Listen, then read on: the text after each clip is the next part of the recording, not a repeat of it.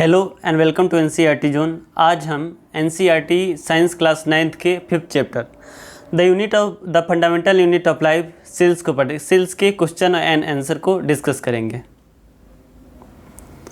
तो इसका पहला क्वेश्चन है, who discovered cells and how. Cell को किसने डिस्कवर किया और कैसे। तो सेल को इंग्लिश बोटेनिस्ट रॉबर्ट हुक ने डिस्कवर किया था 1665 में, जो कि दिखने में कॉर्क स्लाइस की तरह था। और इसका सेकेंड क्वेश्चन है, why is the cell called structural and functional unit of life. Cell को क्यों structural and functional unit of life बोला जाता है। तो cell constitute various component of plant and animals, मतलब जितने प्लांट्स एंड एनिमल्स हैं सारे सेल्स के बने होते हैं। Cell is the smallest unit of life and capable all living function. Cell life का सबसे छोटा यूनिट है जिसमें लिविंग फंक्शन प्रेजेंट होते हैं। और cells are building blocks of life. सारे लाइफ जितने भी अर्थ पे जितने भी लिविंग ऑर्गेनिज्म हैं सारे सेल से बने होते हैं। तो इन्हीं सब चीज़ों के कारण सेल को structural functional unit of life बोला जाता है। मतलब पूरे अर्थ पे जितनी भी लाइफ है सबकी इकाई। और सारे सेल्स का फंक्शन, शेप, साइज और एक्टिविटी अलग अलग होता है, और उसी एक्टिविटीज़ के आधार पर सेल्स का फंक्शन भी अलग अलग होता है। तो नेक्स्ट क्वेश्चन है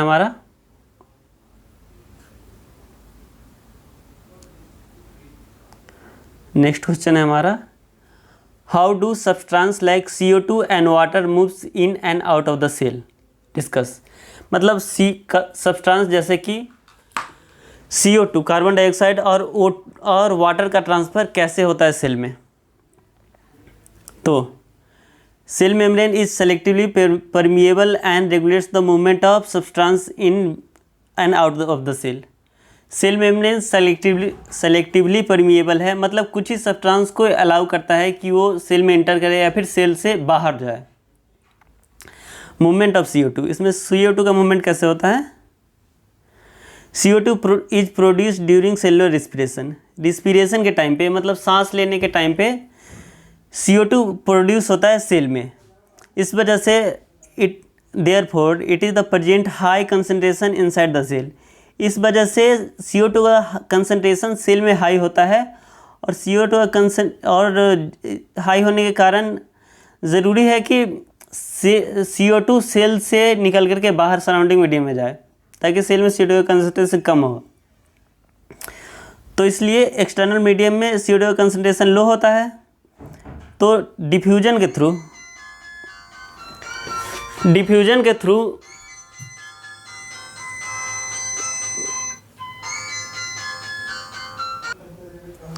डिफ्यूजन के प्रोसेस के द्वारा, डिफ्यूजन में क्या होता है, सब्सटेंस का मूवमेंट होता है हाई कंसंट्रेशन से।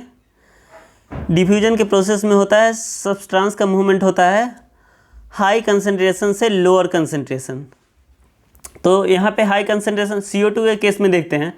CO2 के केस में हाई कंसंट्रेशन CO2 है सेल के अंदर और लोअर कंसंट्रेशन सेल के बाहर। तो डिफ्यूजन के प्रोसेस के द्वारा CO2 सेल से लेकर के बाहर जाएगा आउटर मीडियम में। और वही हम जब दूसरी बार अब हम O2 के ट्रांसफ़र को देखते हैं, तो O2 हमारा सेल में कम है और आउटर मीडियम में O2 हमारा ज़्यादा है, ऑक्सीजन। तो डिफ्यूजन के प्रोसेस से ही O2 का ट्रांसफ़र किधर होगा, O2 इनसाइड सेल, मतलब आउटर मीडियम से सेल में जाएगा O2। तो डिफ्यूजन के प्रोसेस से O2 का ट्रांसफ़र सराउंडिंग मीडियम से सेल में होगा, और CO2 सेल से सराउंडिंग मीडियम में जाएगा। मूवमेंट ऑफ वाटर का मूवमेंट अब कैसे होता है। वाटर भी हायर कंसंट्रेशन से लोअर कंसंट्रेशन में जाएगा, वाटर का भी। तो इस केस में क्या होता है, वाटर जिस मेम्ब्रेन के थ्रू जाता है वो क्या होता है, सेलेक्टिवली परमिएबल मतलब सेमी परमिएबल, मतलब कुछ ही सब्सटेंस को अलाउ करेगा कि वो उससे पास कर सके। तो इसलिए इस प्रोसेस को कहते हैं movement of substance from region of higher concentration to region of lower concentration through selectively permeable membrane. Selectively permeable membrane, तो इस प्रोसेस को कहते हैं ओस्मोसिस। तो वाटर का ट्रांसफ़र सेल से बाहर या सेल बाहर से सेल में ओस्मोसिस के थ्रू होता है, सेमी परमिएबल मेम्ब्रेन से। तो इसका नेक्स्ट क्वेश्चन है,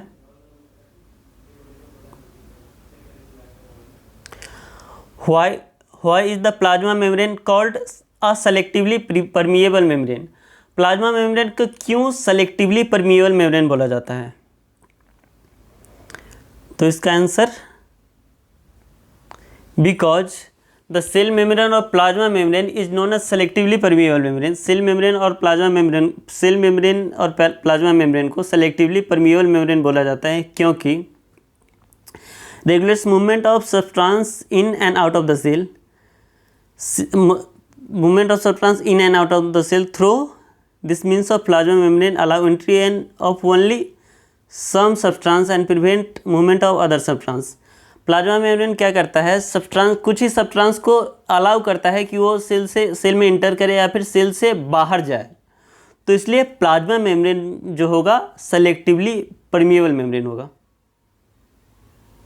अब नेक्स्ट क्वेश्चन देखते हैं। तो ये है प्लाज्मा मेम्ब्रेन का डायग्राम। नेक्स्ट क्वेश्चन है हमारा,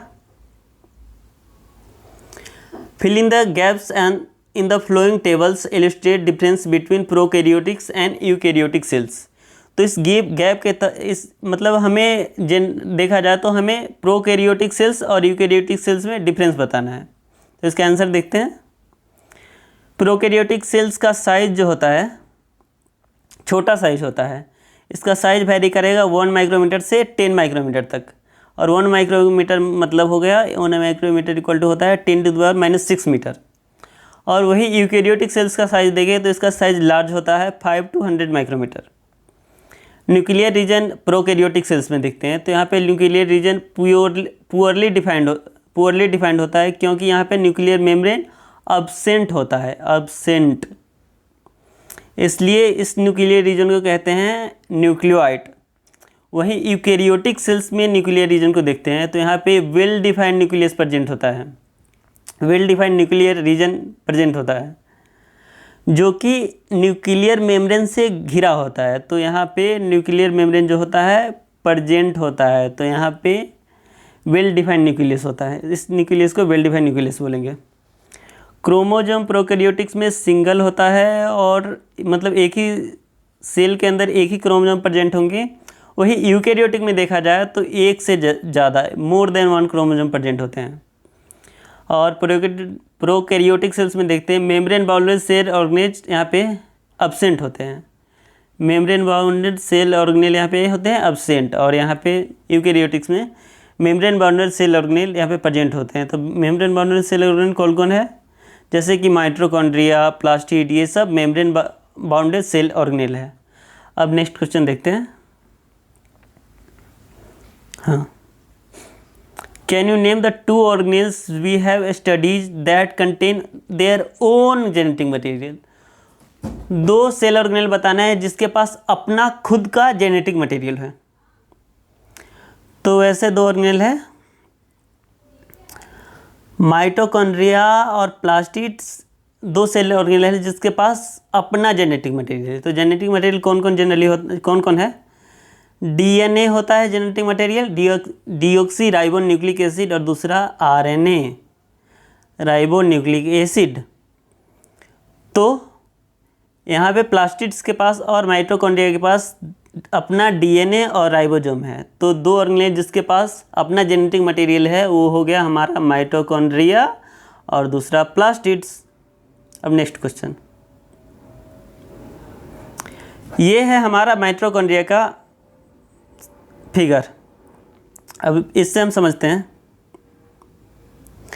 माइटोकॉन्ड्रिया क्या है, डबल मेम्ब्रेन स्ट्रक्चर है इसका। ये आउटर मेम्ब्रेन, ये इनर मेम्ब्रेन, ये इनर मेम्ब्रेन। और ये जो फिंगर लाइक जो स्ट्रक्चर है, यहाँ पे फिंगर लाइक जो स्ट्रक्चर आपको दिख रहा है वो है क्रिस्टी, उसे क्रिस्टी बोला जाता है। और इस स्ट्रक्चर के बाद माइटोकॉन्ड्रिया के अंदर जो फ्लूइड सब्सटेंस जो अंदर प्रेजेंट है, जो इधर फ्लूइड सब्सटेंस प्रेजेंट है, उसे मैट्रिक्स कहते हैं। अब प्लास्टिड्स के फिगर को देखते हैं। अब प्लास्टिड्स में देखते हैं तो प्लास्टिड्स भी डबल मेम्ब्रेन स्ट्रक्चर है। इनर मेम्ब्रेन ये हो गया, आउटर मेम्ब्रेन ये हो गया, और इनर मेम्ब्रेन और आउटर मेम्ब्रेन के बीच में जो स्पेस प्रेजेंट है उसे inner membrane space, membranal space कहते हैं। और इसके बीच में जो फ्लूइड है उसे स्ट्रोमा, एक्वस फ्लूइड कहते हैं। और ये जो क्वाइन लाइक जो स्ट्रक्चर है वो उसे थैलेकॉइड कहते हैं। और ल्यूमेन ऑफ थैलेकॉइड मतलब बहुत सारे थैलेकॉइड के बंडल को स्ट्रोमा कहते हैं, ग्रेनम। ल्यूमेन ऑफ थैलेकॉइड मतलब थैलेकॉइड के बंडल को ग्रेनम कहते हैं। और लेमिला क्या है, ये दो ग्रेनम को एक साथ जोड़ता है। और उसके बाद ल्यूमेन, इसके बीच थैलेकॉइड के इनसाइड जो फ्लूइड प्रेजेंट होता है उसे ल्यूमेन कहते हैं, ल्यूमेन। अब नेक्स्ट क्वेश्चन देखते हैं। हाँ, if the organisation of cell is destroyed due to some physical and chemical influences what will happen. जब सेल का ऑर्गेनाइजेशन अगर बर्बाद हो जाएगा, टूट जाएगा तब क्या होगा।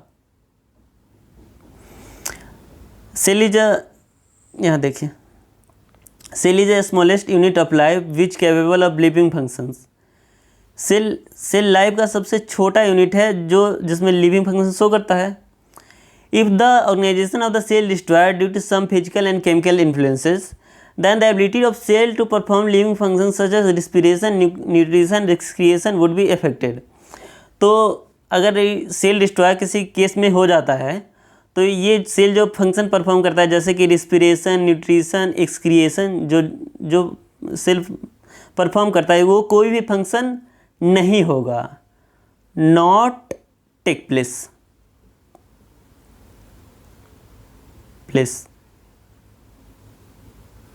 अब नेक्स्ट क्वेश्चन देखते हैं।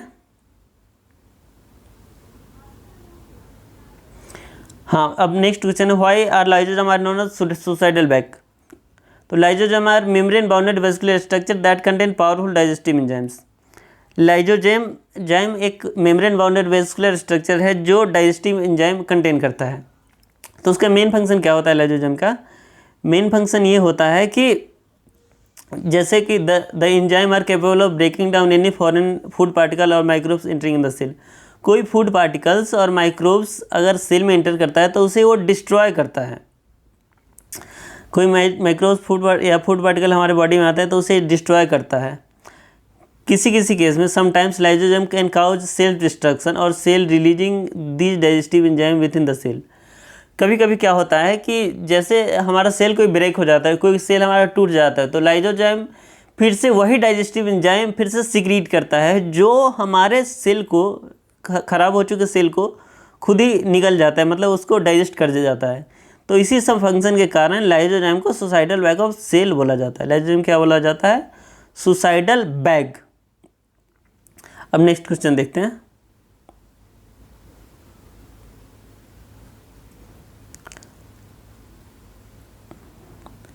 Where are protein synthesised inside the cell. Cell में प्रोटीन का सिंथेसिस कहाँ होता है, मतलब सेल में प्रोटीन कहाँ पे बनता है? तो इसका आंसर देखते हैं।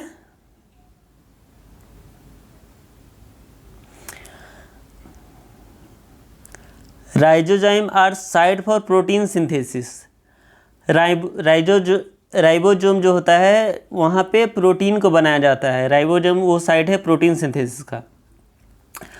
तो इसका आंसर है ribosome. Ribosome are very small structure found either free state और suspended to endoplasmic reticulum, suspended to cytoplasm और attach to surface of endoplasmic reticulum.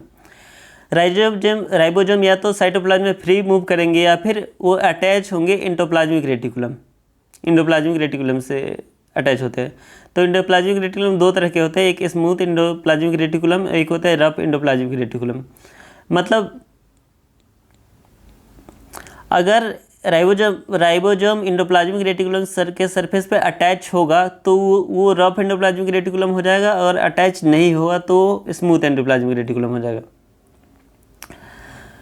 तो और राइबोसोम जो होता है वो क्या कंटेन करता है? राइबोसोम कंटेन करता है राइबोन्यूक्लिक एसिड और protein.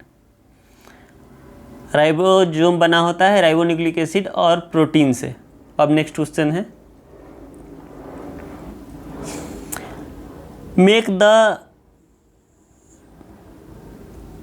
Make the comparison and write down ways in which plant cell are different from animal cell. बताना है कि प्लांट सेल कैसे एनिमल सेल से डिफरेंट होता है, मतलब प्लांट सेल और एनिमल सेल में डिफरेंस बताना है। तो यहाँ एनिमल सेल और इधर plant cell. Animal cell generally small in size, animal cell generally छोटा साइज का होता है, जबकि plant cell larger in size, plant cell बड़ा साइज का होता है। Cell wall absent in animal cell, animal के सेल में सेल वॉल क्या है, अब्सेंट है, नहीं है, और प्लांट के सेल में सेल वॉल प्रेजेंट है, मतलब है। Except protozoa euglena no animal cell possess plastids, protozoa और यूग्लिना को छोड़कर कोई भी एनिमल सेल में प्लास्टिड प्रेजेंट नहीं होता है। वही जबकि प्लांट सेल में देखा जाए तो क्रोमोप्लास्ट या फिर ल्यूकोप्लास्ट, मतलब सारे प्लांट सेल में प्रेजेंट होते हैं। Vacuoles are small in size, vacuoles यहाँ पे छोटे साइज का होता है, और यहाँ पे प्लांट सेल में वैक्यूल्स बड़ा साइज का होता है। अब नेक्स्ट क्वेश्चन देखते हैं, different between prokaryotic cells and eukaryotic cells. अब हमें बताना है प्रोकैरियोटिक सेल्स और यूकैरियोटिक सेल्स में क्या अंतर है। Most prokaryotic cells are unicellular, अधिकतर प्रोकैरियोटिक सेल्स क्या है, यूनिसेलुलर है, जबकि यूकैरियोटिक सेल्स क्या है, मल्टीसेलुलर। यूनिसेलुलर मतलब मेड ऑफ सिंगल सेल, एक सेल से बना है, और यहाँ पे एक से ज़्यादा सेल से बना है, मल्टीपल सेल से बना है। Size of cell generally 0.5 to 5 micrometre, ये प्रोकैरियोटिक सेल छोटा साइज का होता है, जनरली 0.5 to 5 माइक्रोमीटर का होता है, जबकि हमने देखा था 1 माइक्रोमीटर में कितना मीटर होता है, 1 माइक्रोमीटर में 10⁻⁻6 मीटर होता है। वही यूकैरियोटिक सेल का साइज 50 to 100 माइक्रोमीटर होता है। Nuclear region is poorly defined due to absence of nuclear membrane और cell lack true nucleus. Nuclear region यहाँ पे पुअरली डिफाइंड होता है क्योंकि यहाँ पे न्यूक्लियर मेम्ब्रेन क्या होता है, अब्सेंट होता है, और साथ ही साथ यहाँ पे ट्रू न्यूक्लियस भी अब्सेंट होता है, ट्रू न्यूक्लियस भी नहीं होता है यहाँ पे। वहीं पे हम यूकैरियोटिक सेल्स में देखते हैं तो यहाँ पे well defined nuclear membrane present है, वेल डिफाइंड न्यूक्लियस प्रेजेंट है, मतलब यहाँ पे न्यूक्लियस सराउंडेड है, मतलब घिरा हुआ है न्यूक्लियर मेम्ब्रेन से, इसलिए ये न्यूक्लियस क्या होगा, ट्रू न्यूक्लियस। और उसके बाद अगला पॉइंट देखते हैं, it contains single chromosome. Prokaryotic cell single chromosome contain करेगा, वही यूकैरियोटिक सेल एक से ज़्यादा क्रोमोजोम कंटेन करता है। अब नेक्स्ट देखते हैं, nucleus is absent. Prokaryotic cells में न्यूक्लियस अब्सेंट है, वही यूकैरियोटिक सेल्स में न्यूक्लियस प्रेजेंट है, मतलब है। अब देखते हैं अगला point, membrane bounded cell organelles such as plastid, mitochondria, endoplasmic reticulum, Golgi apparatus etc as absent. Membrane bounded cell organelles जैसे कि प्लास्टिड्स, माइटोकॉन्ड्रिया, एंडोप्लाज्मिक रेटिकुलम और गोल्जी अपरेटस यहाँ पे प्रेजेंट है, अब सॉरी अब्सेंट है। ये सारे membrane bounded cell organelle prokaryotic cell में अब्सेंट है, तो कहाँ पे प्रेजेंट है, ये सारे मेम्ब्रेन बाउंडेड ऑर्गेनेल्स प्रेजेंट होगा यूकैरियोटिक सेल्स में। कहाँ, यूकैरियोटिक सेल्स में। मेम्ब्रेन बाउंडेड सेल ऑर्गेनेल जैसे कि mitochondria, plastids, endoplasmic reticulum, Golgi apparatus, ये सारे प्रेजेंट है यूकैरियोटिक सेल्स में। Next point, cell division only by mitosis. Cell division सिर्फ माइटोसिस से होता है। माइटोसिस किस तरह का सेल डिवीजन होता है, मतलब यहाँ पे सेल डिवाइड करके, एक सेल डिवाइड करके 2 सेल बनाता है, और इस केस में क्या होता है, क्रोमोजोम नंबर सेम होता है, क्रोमोजोम। और यहाँ पे यूकैरियोटिक सेल्स में देखते हैं तो माइटोसिस और मियोसिस दोनों तरह से सेल को डिवाइड करता है। तो सेल डिवीजन मियोसिस में, माइटोसिस में तो सेम ही होता है, मियोसिस में ये होता है कि एक सेल डिवाइड करके 4 छोटे छोटे सेल बनाएंगे, और यहाँ पे क्रोमोजोम नंबर हाफ हो जाता है, आधा हो जाता है। Next point, prokaryotic cells are found in bacteria and blue green algae. Prokaryotic cells कहाँ पे प्रेजेंट होंगे, बैक्टीरिया में प्रेजेंट होंगे और ब्लू ग्रीन अलगी में प्रेजेंट होंगे। यहीं पे यूकैरियोटिक सेल्स प्रेजेंट होगा फंगजाई, प्लांट्स एंड एनिमल्स में। अब नेक्स्ट पॉइंट को देखते हैं, मतलब नेक्स्ट क्वेश्चन को देखते हैं, what would happen if the plasma membrane ruptures और ब्रेक डाउन? क्या होगा जब प्लाज्मा मेम्ब्रेन टूट जाएगा? If the plasma membrane of the cell ruptures और then the cell will die. अगर प्लाज्मा मेम्ब्रेन टूट जाएगा तो सेल क्या होगा? खत्म हो जाएगा, मर जाएगा। The plasma membrane regulates the movement of substance in and out of the cell through diffusion और ऑस्मोसिस। डिफ्यूजन और ऑस्मोसिस के प्रोसेस में से प्लाज्मा मेम्ब्रेन क्या करता है? सब्सटेंस को इंट्री और एग्जिट अलाउ करता है। जो सब्सटेंस सेल के लिए यूजफुल होता है उसे अलाउ करता है वो सेल में एंटर करे, और जो यूजफुल नहीं होता है उसे वो सेल से बाहर निकाल देता है। तो इसी केस में अगर प्लाज्मा मेम्ब्रेन डिस्ट्रॉय हो जाता है, प्लाज्मा मेम्ब्रेन टूट जाता है, तो ये जो बैलेंस जो बनाता है प्लाज्मा मेम्ब्रेन, वो सारा बैलेंस बिगड़ जाएगा। इस वजह से सेल क्या होगा? मर जाएगा, डाई हो जाएगा, ब्रेक टूट जाएगा। अब नेक्स्ट क्वेश्चन देखते हैं। What would happen if the life of the cell if there was no Golgi apparatus? Cell के लाइफ में क्या होगा अब अगर कोई गोल्जी अपरेटस यहाँ पे नहीं रहेगा? तो इसका देखते हैं आंसर। तो इसका आंसर है if there was no Golgi apparatus in the cell then the most activities of performed by Golgi apparatus will be not take place. अगर गोल्जी अपरेटस नहीं होगा तो सिंपल है कि जो फंक्शन गोल्जी अपरेटस परफॉर्म करता है वो कोई फंक्शंस सेल में नहीं होगा। और क्या है? Membrane bounded Golgi apparatus are often connected to endoplasmic reticulum membrane. It collects simpler molecules and combine them to make complex molecules. इसमें क्या करता है? गोल्जी अपरेटस इंडोप्लाज्मिक रेटिकुलम को कनेक्ट करके एक दूसरे से अपने से कनेक्ट करके सिंपल मॉलिक्यूल से कॉम्प्लेक्स मॉलिक्यूल को बनाता है। सिंपल मॉलिक्यूल से कॉम्प्लेक्स मॉलिक्यूल को बनाता है। These are packaging and small vesicle and either stored. इसमें क्या क्या फंक्शन होता है? जैसे packaging of small vesicles either stored और इन द सेल और सेंड टू देयर रिक्वायरमेंट्स। इसमें क्या होता है? जो फंक्शन होता है गोल्जी अपरेटस का, जैसे कि गोल्जी अपरेटस कौन कौन सा फंक्शन करता है? जैसे कि स्टोरेज करता है, मॉडिफिकेशन करता है और पैकेजिंग। जो ये तीनों फंक्शन गोल्जी अपरेटस मेनली करता है, स्टोरेज, मॉडिफिकेशन, पैकेजिंग। तो ये तीनों फंक्शन जो होता है कोई भी बिना गोल्जी अपरेटस के नहीं हो पाएगा। तो ये सारे जो प्रोसेस है सारे डिस्ट्रॉय हो जाएंगे। इसके बाद क्या है? The formation of complex sugar from simple sugar not be possible as this take place with the help of enzyme present in Golgi apparatus. Complex sugar बनता है सिंपल शुगर से, गोल्जी अपरेटस से की मदद से, तो ये भी नहीं बनेगा।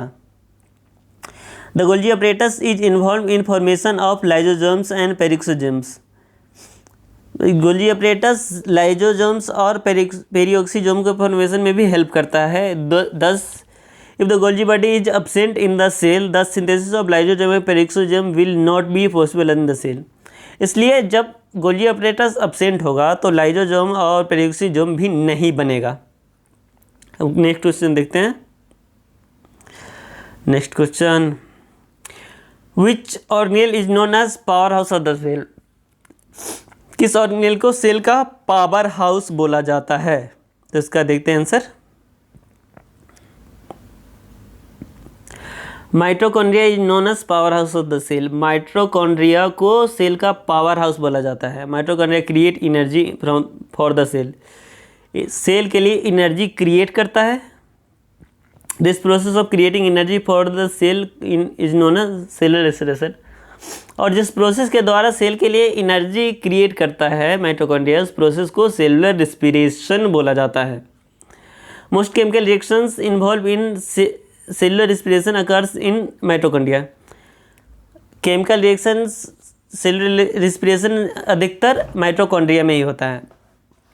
Energy required for various chemical activities needed for life is release by mitochondrial in form of ATP. Chemical energy जो भी सेल की लाइफ के लिए रिक्वायर्ड होती है वो माइटोकॉन्ड्रिया एटीपी के फॉर्म में रिलीज करता है। For this reason mitochondria is known as power of the cell. इन सारे रीजन की वजह से माइटोकॉन्ड्रिया को सेल का पावर हाउस बोला जाता है, power house of the cell. अब नेक्स्ट क्वेश्चन देखते हैं, Why do the lipid and proteins constitute the cell membrane get synthesized? Where do मतलब कहाँ पे लिपिड सेल मेम्ब्रेन में कहाँ पे लिपिड और प्रोटीन बनता है? तो हम देखते हैं, तो lipids and proteins constituting the cell membrane are synthesized in endoplasmic reticulum। Lipid और प्रोटीन दोनों इंडोप्लाज्मिक रेटिकुलम में बनते हैं। तो इंडोप्लाज्मिक रेटिकुलम के बारे में हमने देखा था, दो प्रकार के होते हैं, smooth endoplasmic reticulum, rough endoplasmic reticulum. Smooth इसलिए होते हैं क्योंकि यहाँ पे सरफेस पे राइबोसोम अटैच नहीं है, यहाँ के सरफेस पे राइबोसोम अटैच है। तो स्मूथ इंडोप्लाज्मिक रेटिकुलम का फंक्शन क्या होगा? मैन्युफैक्चरिंग ऑफ लिपिड, लिपिड को बनाएगा स्मूथ इंडोप्लाज्मिक रेटिकुलम। और रफ इंडोप्लाज्मिक रेटिकुलम के सरफेस पे राइबोसोम अटैच है, इसलिए इसका फंक्शन क्या होगा? प्रोटीन का सिंथेसिस ये तो करेगा ही। Has particular attach to surface called ribosome, ribosome का सरफेस पे अटैच होता है, इसलिए ये प्रोटीन का सिंथेसिस करेगा, प्रोटीन को बनाएगा। और यहाँ पे स्मूथ इंडोप्लाज्मिक रेटिकुलम में लिपिड का मैन्युफैक्चर होगा, मतलब लिपिड बनाया जाएगा। अब नेक्स्ट क्वेश्चन देखते हैं, पहले ये फिगर देख लेते हैं। ये फिगर है हमारा, ये फिगर है हमारा इंडोप्लाज्मिक रेटिकुलम का। ये देखिए हमारा स्मूथ इंडोप्लाज्मिक रेटिकुलम, ये है हमारा रफ इंडोप्लाज्मिक रेटिकुलम। यहाँ पे पूरे राइबोसोम अटैच है, स्मूथ इंडोप्लाज्मिक रेटिकुलम में राइबोसोम अटैच नहीं है, ये राइबोसोम अटैच है रफ इंडोप्लाज्मिक रेटिकुलम में यहाँ। अब नेक्स्ट क्वेश्चन देखते हैं,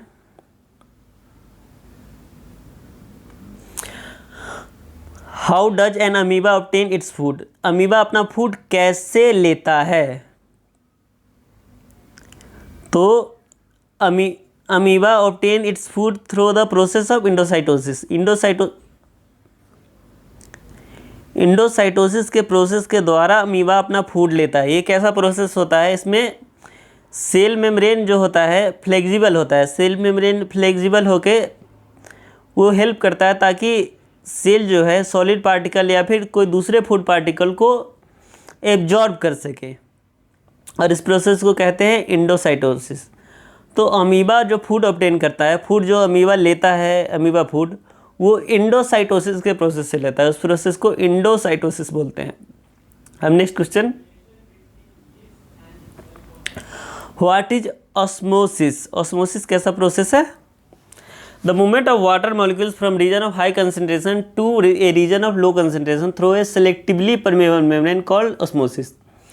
वाटर का मूवमेंट होता है रीजन ऑफ हायर कंसनट्रेशन से रीजन ऑफ लोअर कंसनट्रेशन में through selectively permeable membrane. Selectively permeable membrane का मतलब है कि ये कुछ ही सब्सटेंस को अलाउ करेगा कि वो सेल मेम्ब्रेन से पास कर सके, इसलिए इसे वो सेलेक्टिवली परमिएबल मेम्ब्रेन कहते हैं। तो उस प्रोसेस को क्या कहते हैं? ओस्मोसिस। ओस्मोसिस के डिफ्यूजन की तरह ही होता है, पर इसमें क्या होता है कि कुछ ही सब्सटेंस को अलाउ करेगा हायर कंसंट्रेशन से लोअर कंसंट्रेशन में पास करने के लिए, जबकि डिफ्यूजन में क्या था? डिफ्यूजन में सारे सब्सटेंस को अलाउ करता था हायर कंसंट्रेशन से लोअर कंसंट्रेशन में पास करने के लिए। एग्जाम्पल के तौर पे देखते हैं, if the medium surrounding the cell has higher water concentration than the cell, if the solution is dilute solution then the cell will gain water. जब जैसे ये देखते हैं, ये इस पिक्चर में देखते हैं, यहाँ पे वाटर कंसंट्रेशन हाई है और सेल के अंदर वाटर कंसंट्रेशन लो है, तो सेल बाहर से अंदर की तरफ आएगा, मतलब वाटर बाहर से अंदर की तरफ आएगा। तो ऑस्मोसिस के प्रोसेस में हमने देखा कि हायर कंसंट्रेशन से लोअर कंसंट्रेशन में वाटर का ट्रांसफ़र होता है, मतलब सेलेक्टिवली परमिएबल के थ्रू वाटर ट्रांसफ़र करता है। अब नेक्स्ट क्वेश्चन देखते हैं, carry out the following osmosis experiment. Take a 4 peeled potato, have a scoop each one in out, make potato cups. One of these potato cups should be made from boiled potato. Put each potato cup in through container. Keep a empty. Put 1 tablespoon of sugar in cup B. Put 1 tablespoon of salt in cup C. Put 1 tablespoon of sugar in boiled cup D. Keep these for 2 hours, then observe the 4 potato cups and set the following. Explain why water gather in the hollowed portion of B and C. मतलब B और C के hollow portion में water क्यों gain कर रहा है? Why is potato a necessary for experiment? Potato a experiment के लिए क्यों ज़रूरी है? तो water gathered in the hollowed portion of set B and C because water enters in potato result of osmosis. क्योंकि वाटर बी और सी में water inter करता है ऑस्मोसिस की वजह से, सेमी परमेबल मेम्ब्रेन से. Since the medium surrounding cell higher water concentration the cell moves the water moves inside by osmosis, hence water gathers the hollowed portion of the potato cup. इसमें क्या होता है, water concentration बाहर ज़्यादा हो, water concentration जहाँ ज़्यादा होता है वहाँ से वाटर ट्रांसफ़र होकर लोअर वाटर कंसंट्रेशन में आ जाता है.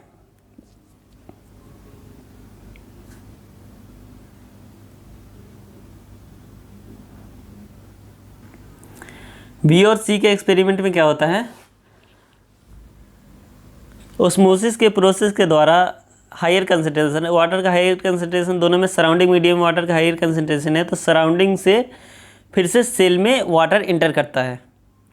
तो अब बी और सी में सराउंडिंग मीडियम से वाटर इंटर करता है सेल में. और एक्सपेरिमेंट ए में क्या देखते हैं, एक्सपेरिमेंट ए ये इसलिए ज़रूरी है क्योंकि यहाँ पे वाटर का ना वाटर गेन होता है और ना ही वाटर का लॉस होता है. इसलिए इस कंप्लीट सेटअप को दिखाने के लिए ये इसलिए ज़रूरी है क्योंकि यहाँ पे वाटर ना गेन होता है ना ही लॉस होता है. Water does not gather in hollowed portion of potato A because potato cup A is empty. Potato cup A empty है, इसलिए यहाँ पे कोई वाटर का ट्रांसफ़र नहीं होगा. Water is not able to enter in potato D because potato used hence here is boiled. तो water potato D में वाटर इंटर नहीं करेगा क्योंकि वहाँ पे जो है, यहाँ पे पोटैटो जो यूज किया गया है वो पोटैटो बॉयल्ड है. तो यहाँ पे ये मेम्ब्रेन जो है, सेल मेम्ब्रेन को यहाँ पे जो है वो डिस्ट्रॉयड है. Distribute the cell membrane for osmosis semi permeable membrane is required which disturbed in case. तो डी केस डी में देखते हैं सेमी परमेबल मेम्ब्रेन जो वाटर के ट्रांसफ़र के लिए ज़रूरी है वो डिस्ट्रॉयड है, वो टूट चुका है, मतलब पोटैटो को बॉयल करने के बाद. इसलिए यहाँ पे कोई वाटर का ट्रांसफ़र नहीं होगा, नो वाटर ट्रांसफ़र. अब नेक्स्ट क्वेश्चन देखते हैं. तो ये था हमारा आखिरी क्वेश्चन.